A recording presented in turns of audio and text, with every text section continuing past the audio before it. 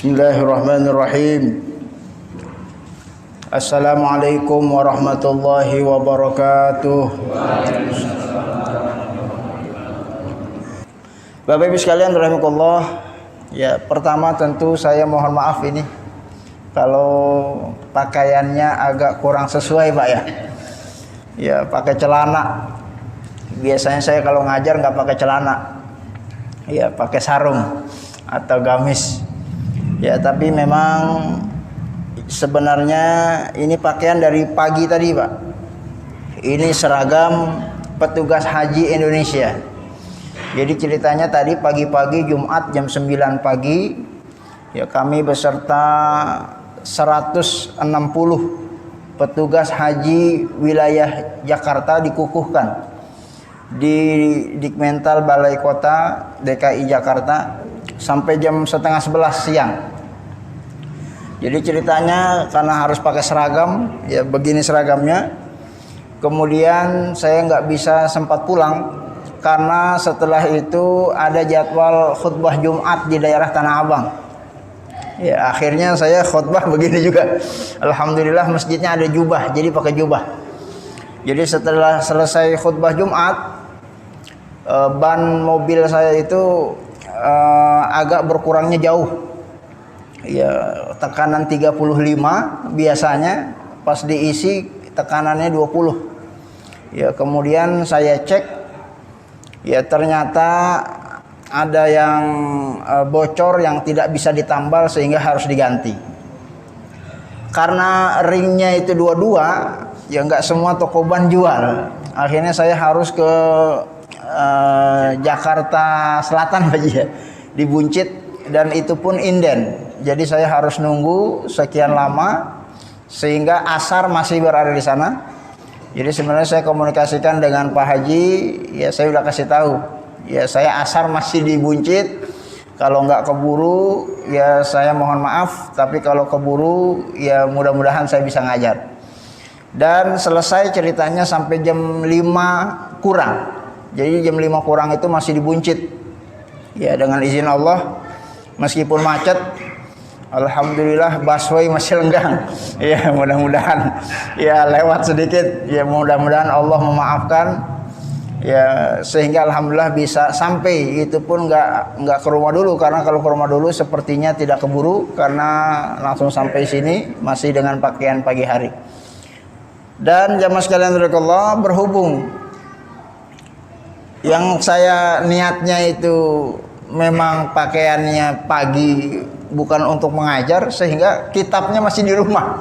Ya, sehingga alhamdulillah sebagai gantinya ini ada laptop. Ya, kebetulan di laptop ini ada macam-macam materi, makanya dalam kesempatan malam hari ini mungkin sedikit kita akan bahas mengenai tentang motivasi menunaikan ibadah haji. Ya, mumpung seragamnya cocok ini sama materinya, insya Allah, karena kitabnya ada di rumah, nggak sempat saya ambil. Mudah-mudahan insya Allah apa yang kita laksanakan bisa tetap bernilai ibadah di sisi Allah Subhanahu wa Ta'ala. Amin ya rabbal alamin. Bapak Ibu sekalian rahimakumullah, ini dalam slide saya kasih judul kewajiban melaksanakan ibadah haji sebagai penyempurna rukun Islam. Ya, jadi judulnya kewajiban. Ya, jangan sampai nanti ada di antara kita yang merasa pergi haji itu nggak wajib. Ya, ada tuh Pak kadang. Ya pergi haji mah yang mau aja, yang enggak ya nggak apa-apa. Ya berarti kan nggak wajib itu namanya. Ya, ini untuk ditekankan, haji itu wajib. Bahkan bukan cuman sekedar kewajiban, dia masuk ke dalam ranah rukun dari rukun-rukun Islam. Ya, rukun Islam yang 5 selain syahadat, sholat, puasa, zakat, haji. Ya, berarti kalau wajib dosa nggak kalau nggak dilakukan? Ya, kalau wajib dosa nggak kalau tidak dilaksanakan? Dosa. Ya, apalagi kalau sampai ada yang meyakini haji itu nggak wajib. Wah, ini mohon maaf. Kalau ada Ya, yang seperti itu, ini kata para ulama, bukan kata saya Pak ya. Itu sudah masuk ke dalam ranah kategori murtad dia dari agama Islam. Ini saya nggak salah bicara. Ya, ini direkam Pak ya. Ini yang saya sampaikan ucapan para ulama. Kalau orang tidak meyakini haji itu wajib, murtad dia. Ya, karena dia mengingkari salah satu rukun dari rukun-rukun Islam. Sama kayak orang bilang sholat nggak wajib, murtad nggak Pak? Puasa nggak wajib. Ya, mengingkari salah satu rukun Islam secara ijma para ulama itu murtad. Dia harus mengucapkan 2 kalimat syahadat. Ya, ini nauzubillah summa nauzubillah kalau sampai ada sebagian masyarakat yang masih mungkin punya paradigma seperti itu. Makanya harus diyakinkan, dikuatkan rukun-rukun Islam ini agar kita bisa laksanakan. Ya, jamaah sekalian rahimakumullah. Oleh karena itu maka penanaman-penanaman ini ditanamkan oleh guru-guru kita dan para orang tua kita sejak dini. Ya, kita kan dulu kalau masih kecil Pak belajar Islam, apa yang kita belajar itu? Rukun Islam ada 5, rukun iman ada 6, itu yang ditanamkan. Ya, tapi kenapa kok setelah kita besar, setelah kita dewasa sampai gini hari masih aja ada di antara kita yang belum pergi haji? Ini mohon maaf.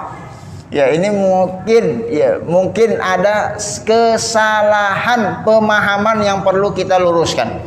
Ini tentu bukan dalam rangka ingin menyalahkan siapa-siapa, tapi ingin mengevaluasi diri kita. Jangan-jangan ini ada kesalahpahaman kita di dalam memahami konsep kewajiban menunaikan ibadah haji. Ya, jamaah sekalian rahimakumullah, bahkan kalau kita bahas, ya ini enaknya ada layar slide Pak, saya tampilkan. Ada satu kitab yang disusun oleh ulama, nama ulamanya Imam Az-Zahabi. Wah, Imam Zahabi ini ulama besar, mazhabnya mazhab Syafi'i. Ya. Beliau punya kitab judulnya Al-Kabair. Judulnya apa Pak? Al-Kabair. Al-Kabair itu kalau bahasa kita kumpulan dosa-dosa besar. Ya, kompilasi dosa-dosa besar. Kira-kira dosa besar ada berapa itu Pak? Ya, baru diajarin katanya. Ya, ini jangan sampai nggak tahu. Ya, karena kalau nggak tahu bahaya. Ya, jangan sampai kita melakukan itu padahal itu dosa besar gara-gara nggak tahu. Ya, itu kalau kita baca kitabnya itu ada 70 aneka ragam dosa-dosa besar. Ya, luar biasa, 70. Ya, termasuk kalau ada di antara kita yang berantem dengan saudara seiman, nah itu dosa besar tuh. Yang memutuskan tali silaturahmi itu dosa besar. Dan dari sekian banyak dosa-dosa besar itu ada the big 10 namanya. Yang paling ranking 10 besar. Ya, yang kita ketahui yang dulu-dulu itu yang pertama yang paling besar tentu syirik. Ada urutan-urutannya. Ya, ada urut-urutannya. Sama Imam Zahabi ini diurutkan. Yang menarik, ya ini ranking yang ke-7. Ranking yang ke-7. Dosa besar itu adalah tarkul haji ma'al qudrah. Kalau ada orang Islam tidak menunaikan ibadah haji padahal dia mampu. Ya, ini mohon maaf. Itu dosa bukan sembarang dosa. Itu dosa besar.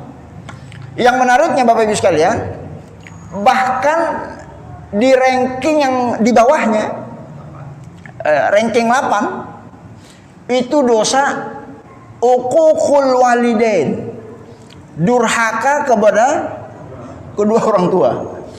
Ya, kita tahu kan yang namanya durhaka sama orang tua itu kan dosa besar.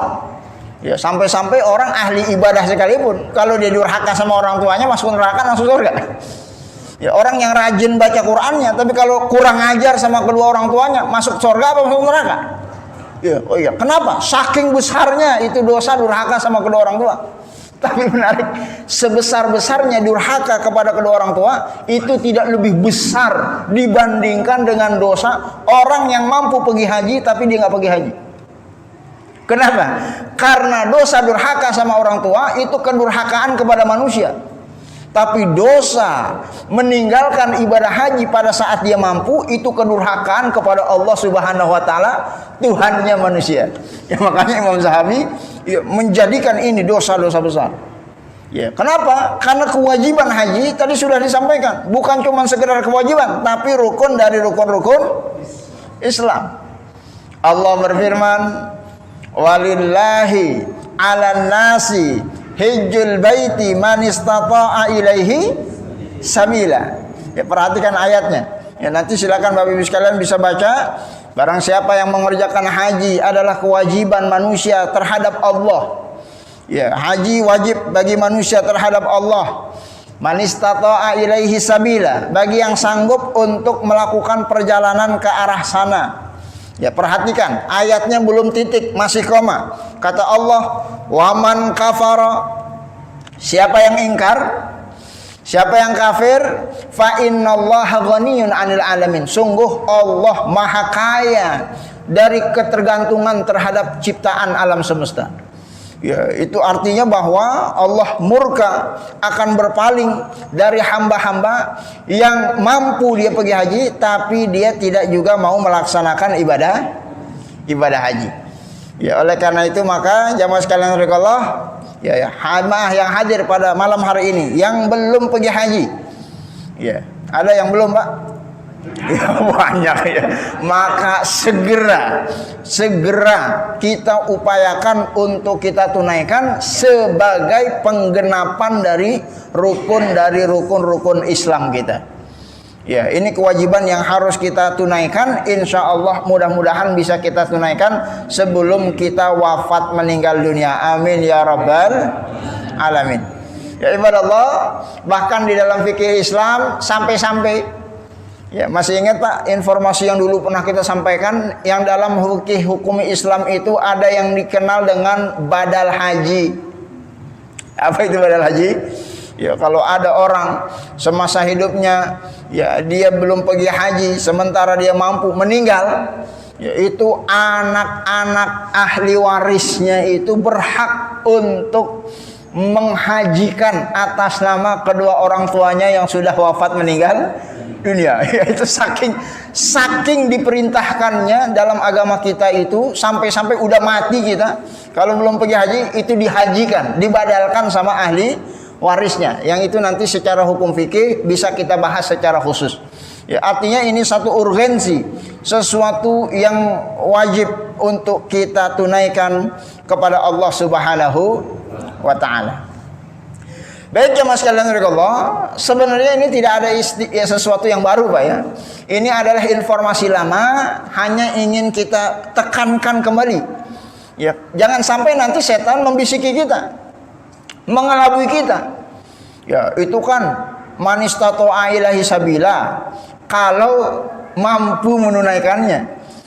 Ya, lalu kemudian makna mampu itu digeser menjadi orang kaya. Haji itu wajib bagi orang kaya.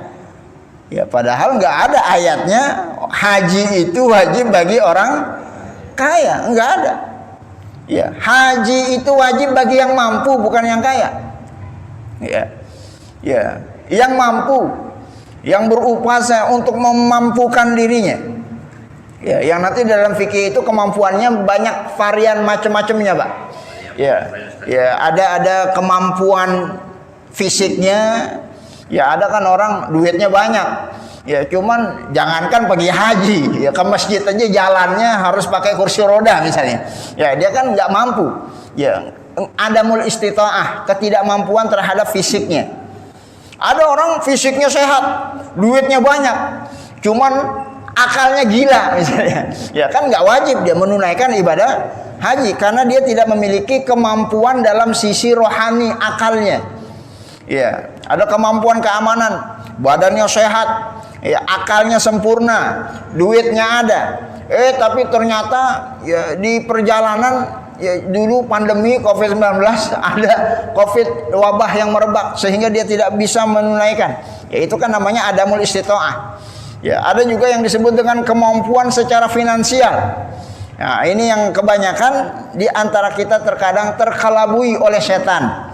Ya, merasa tidak mampu secara finansial, padahal jangan-jangan sebenarnya kita mampu. Ya, Bapak Ibu sekalian, ya kalau kita mau ngitung-ngitung, ini dulu pernah kita sampaikan. Ya, kalau dalam konteks keindonesiaan, kemampuan menunaikan ibadah haji itu pada saat kita mendapatkan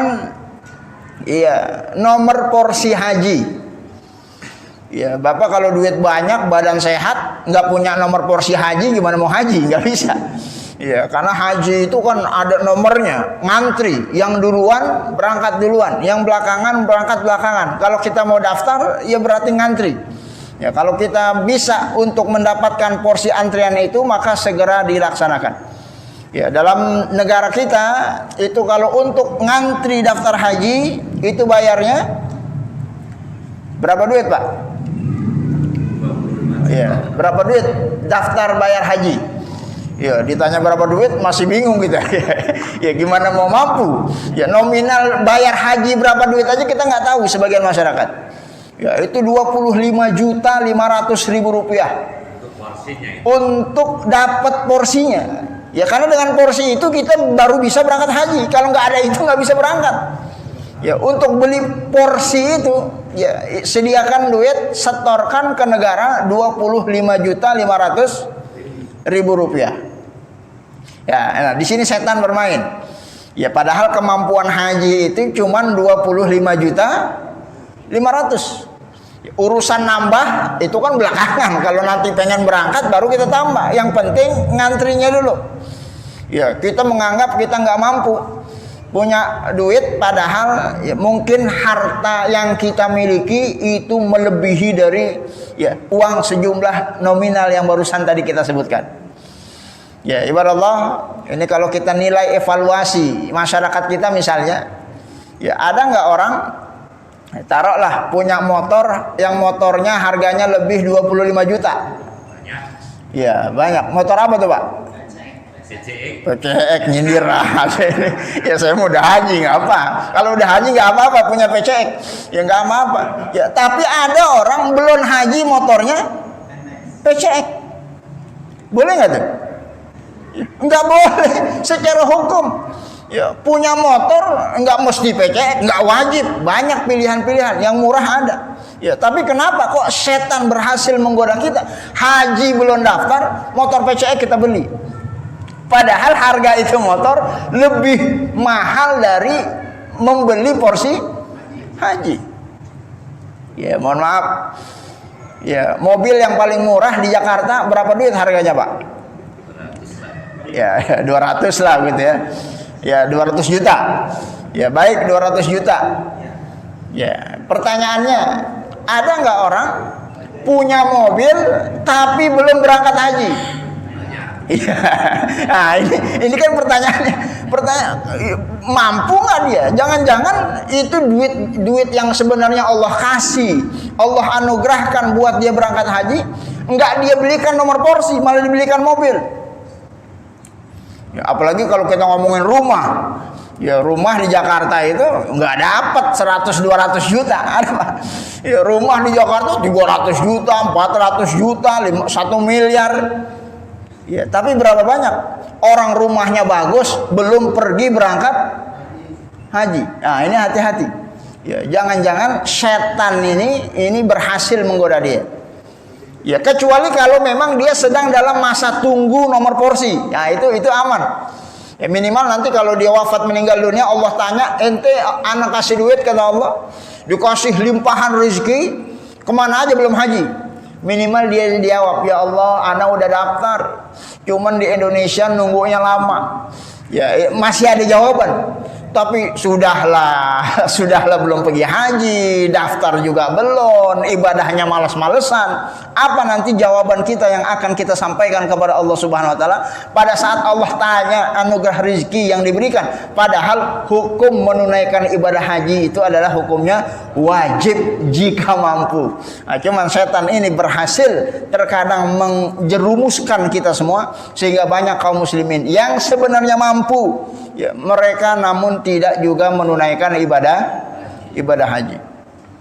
Ya giliran haji nggak mampu, giliran urusan ngerokok kepas. Ya ini mohon maaf, bukan kita lagi bahas hukum rokok. Ya silakan. Ya bukannya nyuruh, bukan, itu mah kebebasan. Nanti Allah akan tanya kenapa alasan Anda merokok. Allah akan tanya itu. Ya namun setidaknya kalau belum haji jangan ngerokok. Ya itu akan lebih parah nanti jawabannya. Ya ngerokok sebungkus habis. Ya dulu kan pernah kita hitung, Pak ya. Kalau rokok sebungkus, berapa rokok sebungkus? Minimal lah, yang ngerokok tahu itu 30.000 minimal. Habis. Ya sehari sebungkus kali 30 hari dalam sebulan berapa duit? 30.000 kali 30. Hah? 900.000 dong. 3 kali 3 900.000 sebulan. Sebulan bukan setahun. Orang sebungkusnya 30.000, nanti baru kali 12 kalau mau dihitung setahun. 900.000 kali 12 berapa duit? Hah? Hampir 12 juta. 12 juta itu setahun. Ya, berarti kalau mau ngumpulin 24 juta tinggal kali 2 tahun. Ya, Bapak ngerokok 2 tahun sebenarnya udah bisa daftar haji. Ini ngerokok bertahun-tahun haji belum daftar. Nah, ini namanya setan menggoda kita. Berhasil mengalihkan kita dari melakukan sesuatu yang bermanfaat bagi kehidupan di akhirat tentunya. Ya mudah-mudahan Allah berikan kita taufik dan hidayah. Amin ya rabbal alamin. Ya makanya yang masih ngerokok belum haji ya udah berhenti. Duitnya bakal tabung. Ya bakal beli nomor porsi. Ya enggak apa-apa. Ya ini sebelum terlambat, Pak. Ya meskipun sebenarnya sih terlambat juga, Pak. Ya sebab ya Jakarta, Pak, kalau Bapak cek, saya terakhir update itu Maret 2023. Ya Maret 2023, nggak tahu kalau hari ini. Ya kalau Bapak daftar haji bulan Maret kemarin itu berangkatnya nanti 28 tahun yang akan datang. Iya, baru sadar ya Allah. Iya, makanya daftarnya dari dulu.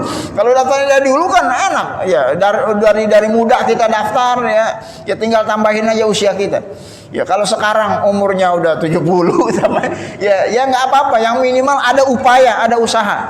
Kalaulah nanti kita wafat meninggal dunia, yang penting udah daftar. Minimal itu yang bisa kita jadikan jawaban kepada Allah Subhanahu wa taala. Ya nanti bisa diwariskan buat anak-anak kita.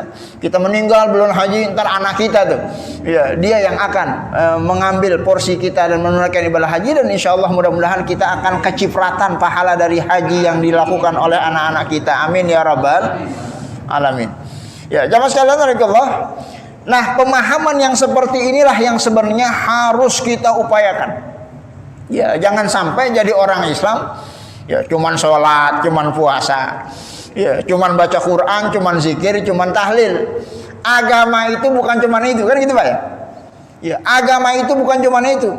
Ya bukan cuman sholat, bukan cuman puasa, ya bukan cuman lakukan ritual-ritual yang biasa kita lakukan. Itu penting dan memang harus kita lakukan, tapi juga ada kewajiban lain yang harus juga kita lakukan. Di antaranya adalah menunaikan ibadah haji. Ya, jadi Islam kita itu Islam yang komprehensif, yang sempurna, bukan Islam yang parsial, yang juz'iyah.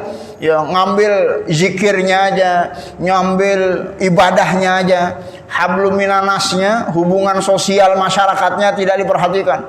Ya nanti yang terjadi apa yang terjadi? Ya termasuk nanti 2024. Ya jangan sampai nanti ada jemaah kita yang memisah-misahkan antara politik dengan agama. Ya nanti cara memilih pemimpin, milih presiden, milih gubernur itu sudah ada panduannya dalam kitab suci Quran. Ya ini jangan dipisah-pisah.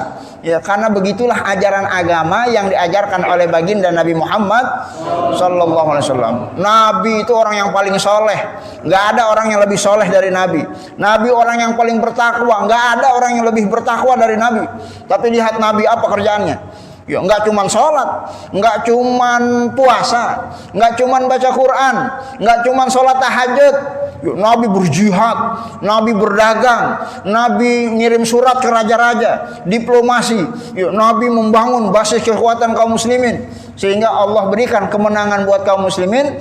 Ya sampai-sampai kita di tanah air yang ratusan tahun yang lalu mungkin nenek moyang kita adalah orang-orang yang tidak mengenal Allah, alhamdulillah anak keturunan mereka hari ini adalah manusia-manusia yang beriman kepada Allah dan Rasulnya. Di antaranya adalah kita yang hadir pada kajian malam taklim hari ini. Mudah-mudahan Allah memberikan kita kekuatan iman dan ketakwaan, amin ya rabbal alamin.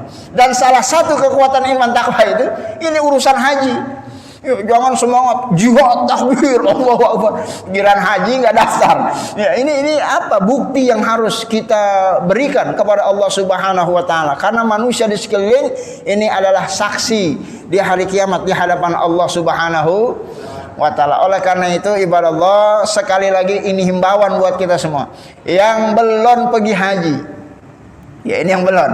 Kalau yang udah, alhamdulillah. Mudah-mudahan Allah terima amal ibadahnya. Allah jadikan hajinya sebagai haji yang mabrur. Amin ya rabbal alamin.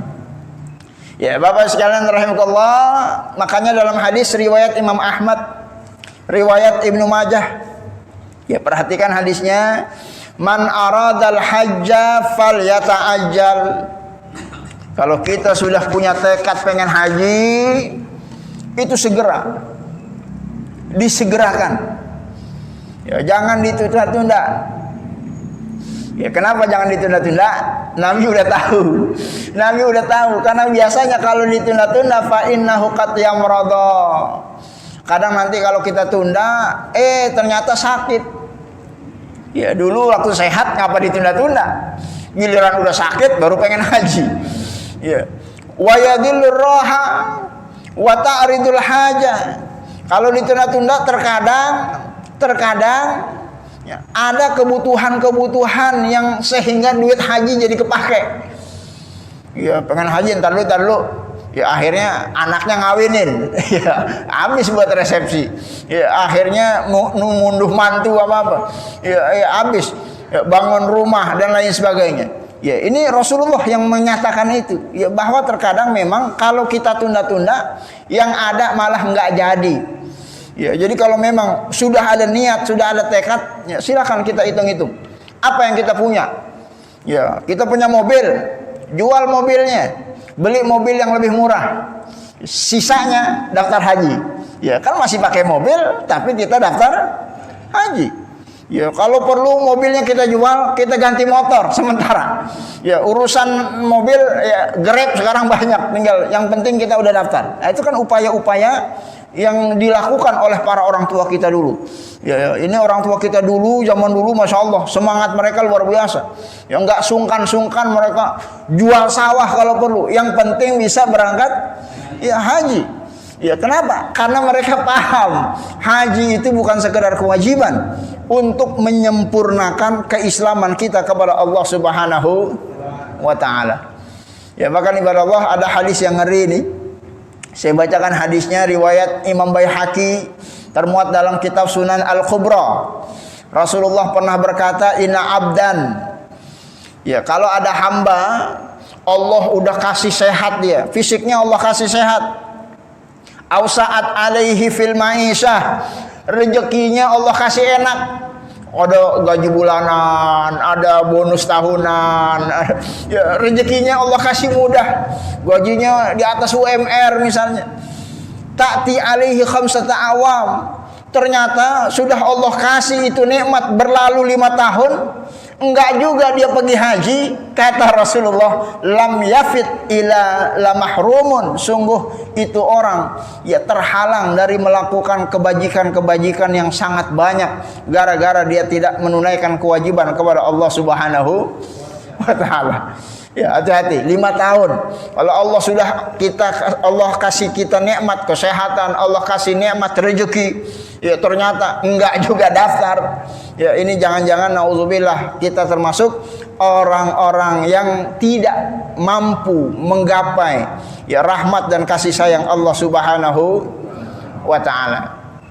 Ya, jamaah sekalian rahimallah. Ya, sebenarnya kalau kita berpikir, ya kenapa begitu Allah tegasnya ya bagi muslim siapa saja yang tidak menunaikan ibadah haji padahal dia mampu.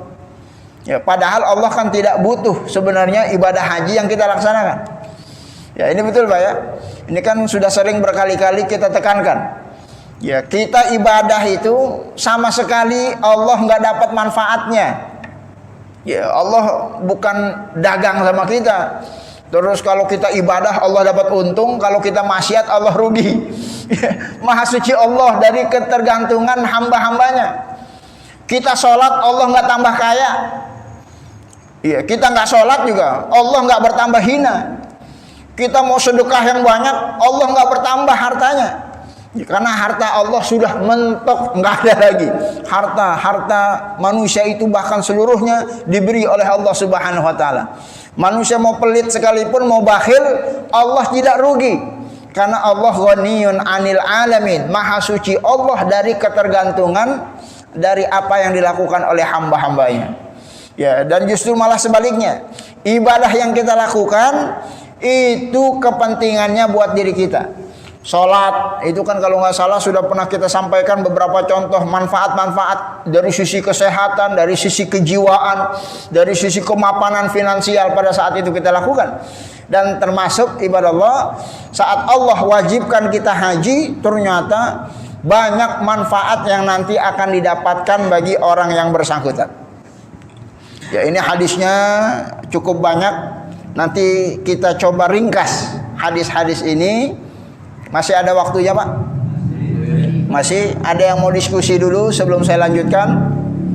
Silakan Pak Haji. Masya Allah. Yang bertanya alhamdulillah sudah haji. Assalamualaikum warahmatullahi wabarakatuh. Nah, bicara tentang ibadah haji, jadi mohon Pak Yai pada malam hari ini biar jamaah kita ini semua bisa ibadah haji. Nah, ada ilmu dari hadis yang mengatakan katanya setelah subuh kita zikir mengingat Allah sampai waktu Syuruk. Dan di situ ada salat 2 rakaat. Betul. Nah, itu pahalanya diantaranya haji mabrur nanti 3 kali. Betul Pak Haji. Mohon ilmunya itu aja biar kita semua bisa ibadah haji. Masya Allah. Terima kasih Pak Haji. Terima kasih.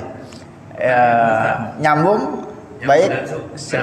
Silakan. Assalamualaikum warahmatullahi wabarakatuh. Tadi untuk kata mampu ya secara jalan pikiran kita itu pasti hal finansial. Iya. Apakah ketidakmampuan dalam hal ilmunya untuk melaksanakan ibadah itu apakah bisa masuk kategori yang tidak mampu atau tidak? Mohon penjelasan. Terima kasih. Baik, terima kasih Pak Haji. Ada 2 pertanyaan, mudah-mudahan bisa dijawab secara singkat. Ya, mungkin yang terakhir dulu yang mengenai tentang ilmu, yaitu termasuk istita'ah. Ya, karena kalaulah kita tidak punya kemampuan dan pemahaman ilmu haji yang baik, ya orang hajinya ya nanti tidak sesuai dengan apa yang diajarkan oleh Rasulullah. Karena haji itu kan ada rukun-rukunnya, ada wajib-wajibnya, yang itu nanti dibahas dalam manasik haji, yaitu harus ada ilmunya. Makanya jemaah haji kita yang sedang ya persiapan berangkat itu ada nanti training untuk fikih haji. Ya, kalau di Indonesia Pak, orang mau berangkat haji itu minimal dia 8 kali manasik haji. Hari pertama diajarin rukun-rukunnya, hari kedua terus sampai bisa. Ya, sampai dibuatin tuh miniatur Ka'bah di Pondok Gede. Ya, disuruh muter-muter. Itu dalam rangka untuk memberikan pembekalan ilmu pengetahuan. Ya, karena seperti ibadah lain bukan cuma haji, salat pun harus ada ilmunya, puasa pun harus ada ilmunya, ya zakat harus ada ilmunya, haji pun harus ada ilmunya. Yaitu adalah sesuatu yang mau tidak boleh dipisahkan, yang harus ya dikuasai oleh seseorang yang ingin melaksanakan ibadah-ibadah tertentu dalam agama kita, agar jangan sampai nanti ibadahnya sia-sia, tertolak. Ya, mohon maaf Bapak Ibu sekalian, ya tidak semua jemaah haji kita itu terkadang paham. Ya, kalau dia tidak mau belajar. Ya, jemaah yang haji itu ribuan. Ya, enggak semuanya, misalnya ada di antara mereka misalnya yang memahami rukun-rukun haji secara baik. Ya, ada yang pergi haji tapi dia nggak wukuf misalnya di Padang Arafah. Itu kan secara hukum dia belum haji. Ya, itu secara hukum dia baru sampai ke tanah suci, belum haji. Karena haji itu syaratnya harus wukuf di Padang Arafah. Ya, meskipun nanti kalau dia pulang, ya dipanggilnya si Pak Haji juga, dipanggilnya Bu Haji juga. Tapi secara hukum fikih dia belum haji, karena hajinya tidak sesuai dengan rukun-rukunnya. Makanya ya betul apa yang Pak Haji sampaikan, ya pengetahuan itu penting di dalam melakukan ibadah apapun, termasuk haji, termasuk sholat, termasuk ibadah-ibadah lainnya. Ya, maka itu juga harus diperhatikan. Kemudian yang kedua, memang betul yang disampaikan para sesepuh kita. Ya, ada hadis Rasulullah Sallallahu Alaihi Wasallam yang menjanjikan kita mendapatkan pahala haji secara sempurna. Ya, secara sempurna. Dengan cara melaksanakan sholat syuruk 2 rakaat. Sholat syuruk. Ya, itu kan hadisnya man shallal ghada fi jamaah. Ya, barang siapa yang sholat subuh berjamaah. Summa qa'ada yazkurullah. Habis sholat subuh jamaah dia enggak Allahumma lantas jalan. Ya, dia Allahumma lantas salam dulu, zikir dulu, terus zikir. Zikirnya itu terus baca Quran kek, atau dia dengerin pengajian kek, majelis-majelis taklim, termasuk majelis-majelis zikir, hatta tardu asyams, sampai matahari terbit. Jadi abis subuh nggak kemana-mana dari masjid, ya di masjid aja zikir, baca Quran, ya baca buku, dengerin majelis-majelis ilmu sampai matahari terbit.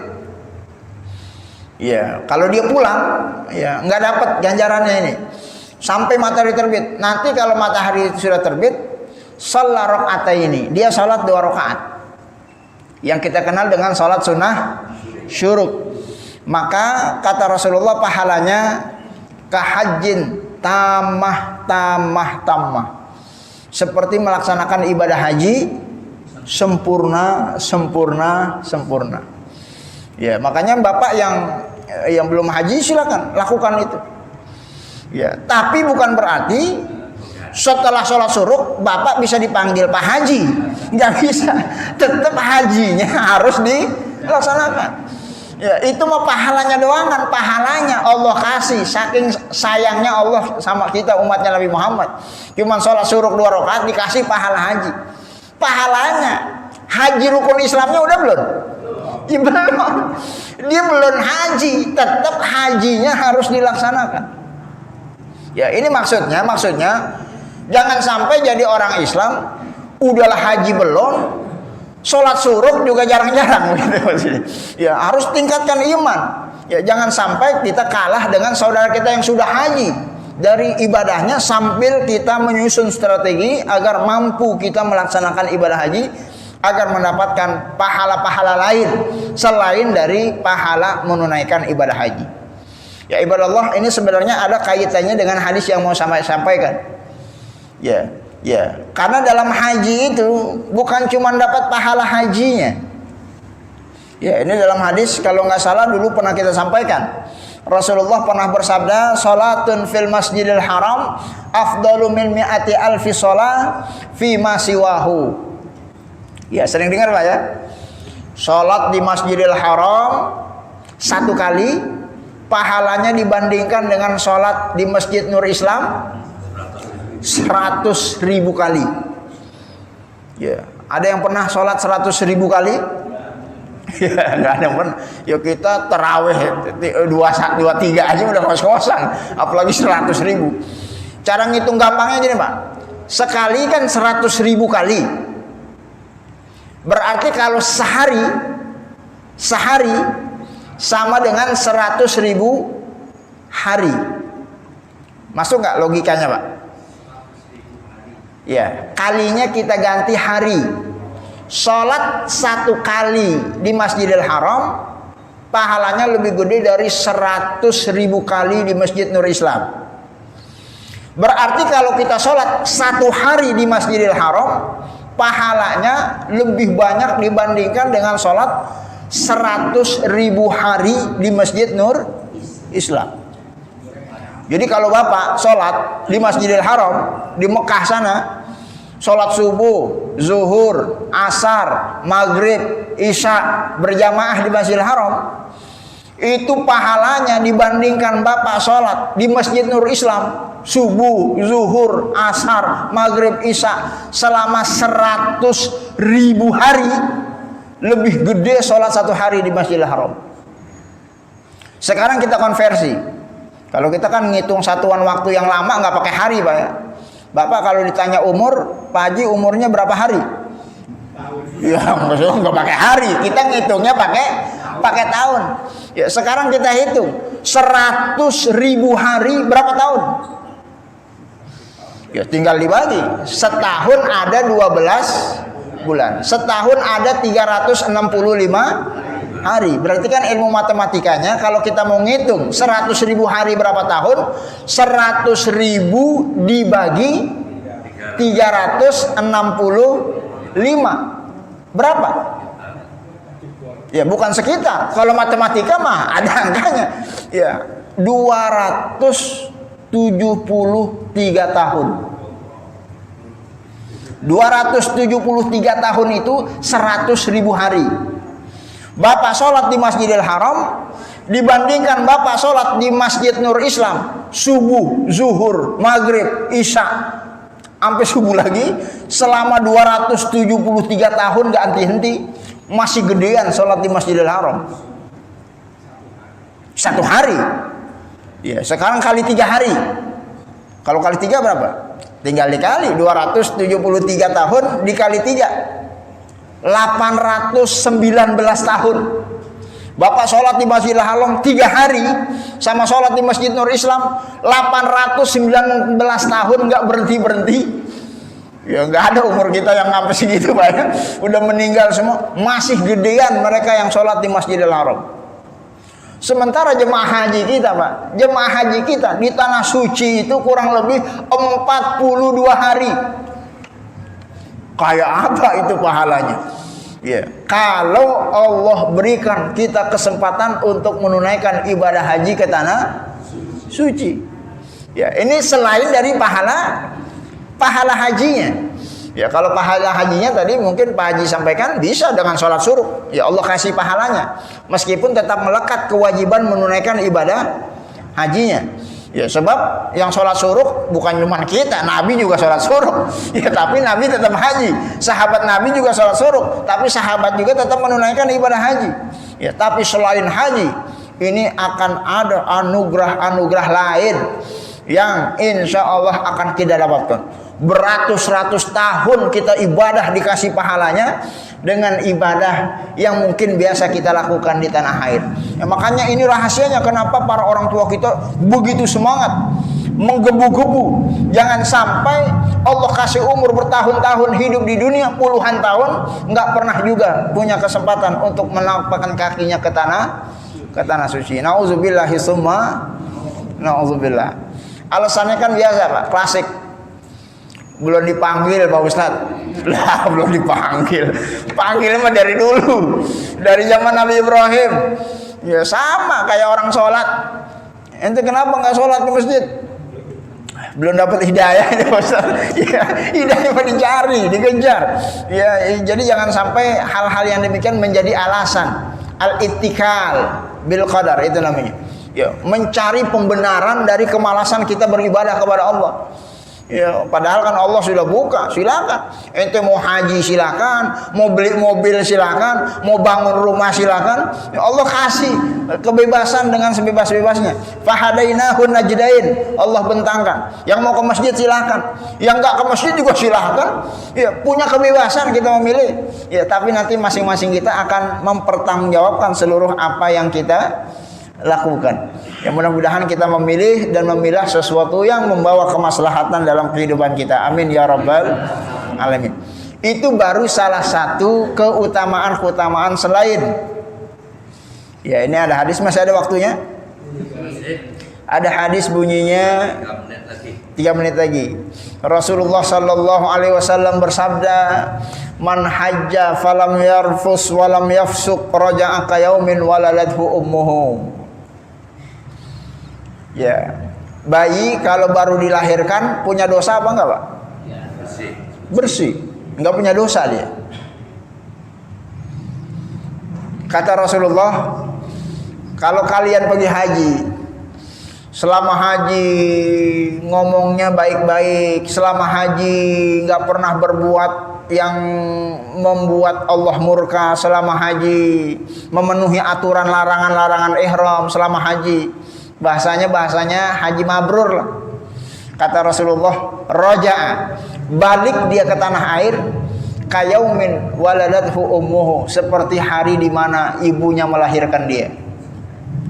Itu dosa bapak seumur hidup ya, dihapuskan, dihilangkan, dimaafkan sama Allah Subhanahu wa taala. Luar biasa. Ini Rasulullah yang bersabda. Hadisnya sahih, riwayat Imam Bukhari, riwayat Imam Muslim. Ya, dosa-dosa kita sampai dengan hari ini masih ada apa udah dihapus, Pak? Dosa besar, dosa kecil. Yang kecil, yang besar, yang disengaja, yang nggak disengaja, yang kelihatan, yang nggak kelihatan, yang ketahuan maupun yang nggak ketahuan. Itu kalau kita pergi haji, hajinya benar sesuai dengan etika baginda Nabi, nggak pernah berkata dusta, nggak pernah bohong, nggak pernah nyakitin orang, nggak pernah melakukan kemaksiatan. Itu pulang dia ke tanah air, mabrur hajinya. Kata baginda Rasulullah, dosanya seperti bayi yang baru dilahirkan, nggak ada lagi dosa. Ya, sudah dibersihkan oleh Allah Subhanahu wa taala. Ya, makanya ada hadis yang disebutkan, ya Rasulullah menyatakan al-hajjul mabrur laisa lahu jazaa'un illa al-jannah. Pasti, Pak, surga pasti dapat. Ya, selama hajinya haji mabrur. Ya, ini kan terkadang itu tadi setan berhasil mengelabui kita. Ya, salah satu godaan setan, udah daripada haji nunggunya 28 tahun, umroh aja dah. Nah, ini beda, Pak ya. Yang kita bahas haji apa umroh? Ya, beda umroh sama haji. Kalau umroh sunnah, nggak umroh nggak apa-apa. Kalau haji wajib, mampu nggak haji dosa besar. Beda. Makanya kalau ada duit, daftar haji apa umroh dulu? Ya kan rata-rata kita kadang enggak, umroh aja dulu, hajinya belakangan. Ya, lain halnya kalau dia udah daftar haji, sambil nunggu waiting list, ada duit, dia umroh silakan. Ya, tapi jangan sampai haji yang wajib itu belum ditunaikan, ya dia sudah melakukan perkara sunnah. Ya, intinya sih yang penting nyampe Ka'bah.